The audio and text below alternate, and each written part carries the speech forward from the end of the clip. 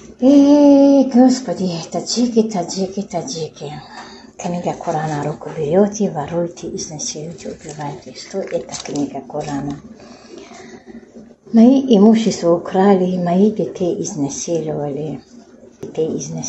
Шайтан таджики, шайтан, мне придется эта книга Корана позаскать. Мне придется эта книга Корана позаскать.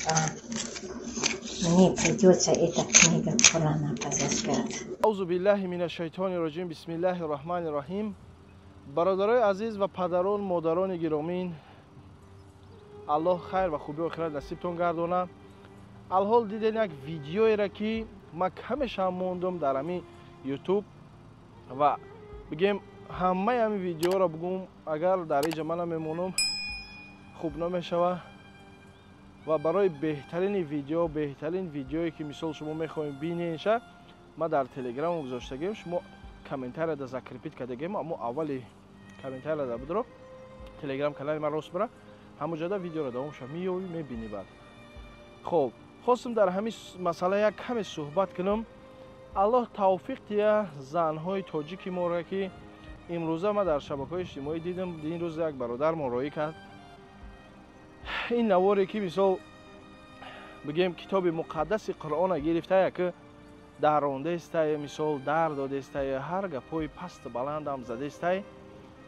ман ҳайрон мешавам ки ҳамин модар ончунон мисол гумроҳ шидае ки нахоҳ мисол ин кора кунӣ ту. ман ҳеҷ даже бовареам надоштам ки мақсад мардуми тоҷики мо мисол тоҷикистони азиз гуфти гапҳо ин гуна мисол рафтор мекунанда бо китоби муқаддас, ин гуна мисол муомила мекунанд.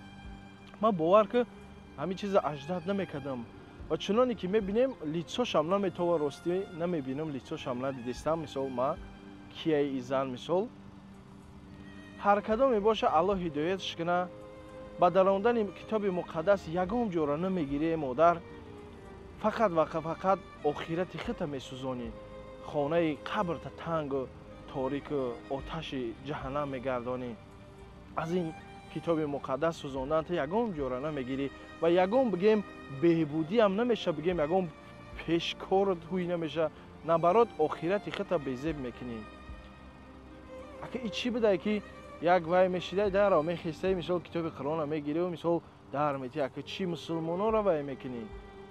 ман аз фарзанди салмони форс мисол ин чиза аҷдад намекардам. ҳеҷ боварим намеомад ки мисол мо тоҷикҳо мисол ҳамин гуна мисол рафтор бо китоби муқаддас кунем. бовар кунед бародарои азиз. аллоҳи меҳрубон ҳамаи моро ҳидоят куна, барое ки бисёр мо мардуми диндӯстдорем, бисёр худотарсем. не ки камкам ана бигем чӣ мекунем да, камкам не нормально бигем гуноҳ да мисол ғутидагием ози последни время.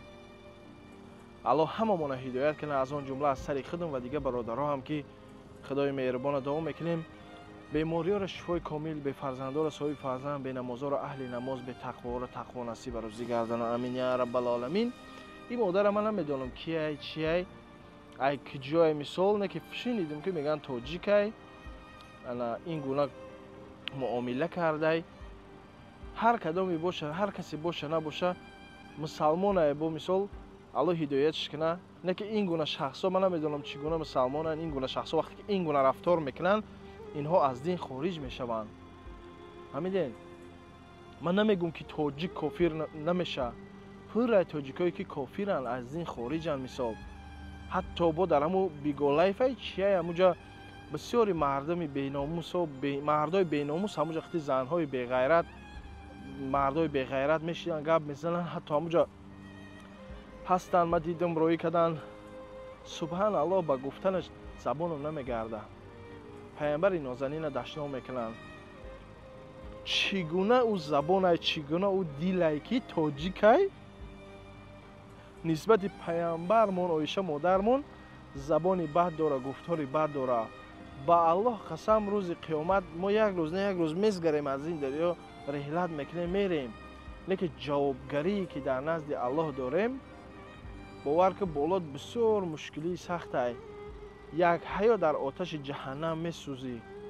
фикр на ки معیشت راحت دنیا را فقط میکنی میگردی میره کیف کده، اگر مردی میبرند گورد میکنند تمام دیگه سوال جواب نداری. نه، بلکه این دنیا اگزامینه برای ما، این دنیا برای ما را یک امتحانه. ما این دنیا میگذره میریم نزد الله ما راست میشیم، خدای مهربان میخیزونه میپرسمونه از یک هر عملی که ما انجام دادیم در این دنیا نزد خداوند با ما پرسیده میشیم. برادر عزیز، به همین خاطر انا بهتر و خوبتر که زبانمون ما نگه داریم و کدام شما را توصیه میتم در پیشتون، اگر یگان کس مثال عایشه مادرمونه یا که پیامبر نازنینه یا که یگان اصحاب رسول اکرم، اگر یگان کس دشنام میکنه یا که یگان گپی بد نمیگه، تا اگر خواب میکنی هیچی نمیگوی کو، باور که مردنت بهتره، ایمانیت کامل نیست. باور کنیم ما باید خواب نکنیم، هم خسته برآورد همین یه در کو هم بخی بینی ده، فهمیدی کمی که این گونه گپ میزنه. شخصا من خودم طاقت نمیکنم در این گپا.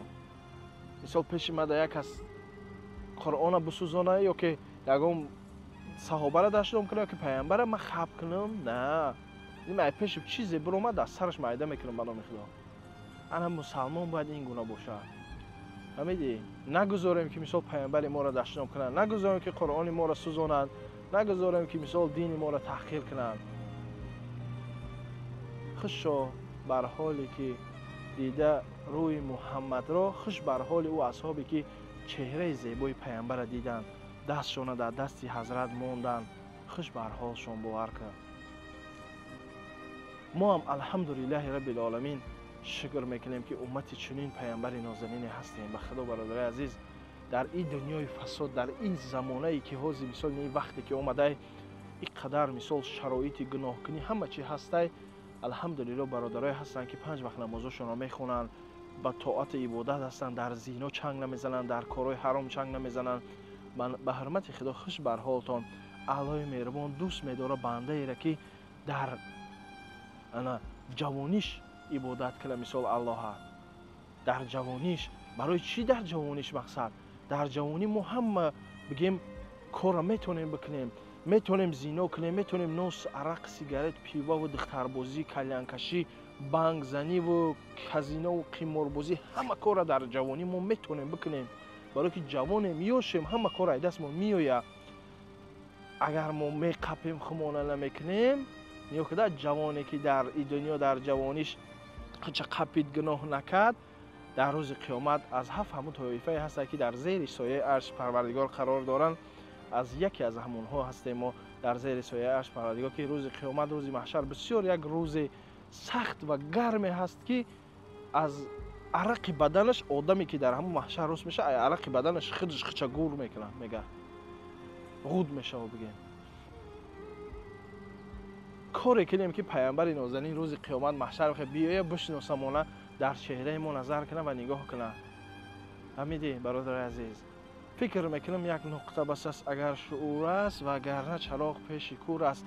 ما یگان گپی پست بلند گفتنی نیستیم و همیشه دعا میکنیم که الله مهربان تمام تاجیکا را، تمام مسلمانای روی دنیا را برای راست، برای صراط المستقیم هدایت کنه و دشمنای اسلام الله مهربان خار و ذلیل گردانه. و برای که دشنام میکنین الله مهربان شما را هدایت کنه. بگذار شما مرا نفهمین، شما مرا مثال خوب قبول نکنین، نه که به خاطر الله من همه تا دوست میدارم، اگر چه حقارت هم کنی من به حرمت خدا یگان وای نمیشم. من فقط در حقتان دعا میکنم. بگذار شما دشنام میکنین، چی میکنین، چی مثال گفتنی ها دارین، بنویسین در کامنتر. خدای مهربان هدایتتان کنه. همین را گفتنی هستم. بدونین تلگرام کانال ما در زیر کامنتر ذکر پیدا میکنم، تماشا کنین. بهترین ویدیو را با جماعت تیز میبرم. الله خیر و خوبی و آخرت ما را نصیب گردانه. همسایگی پیامبر محمد صلی الله علیه و سلم در جنت الفردوس برای ما نصیب و روزی گردانه. السلام علیکم و رحمت الله.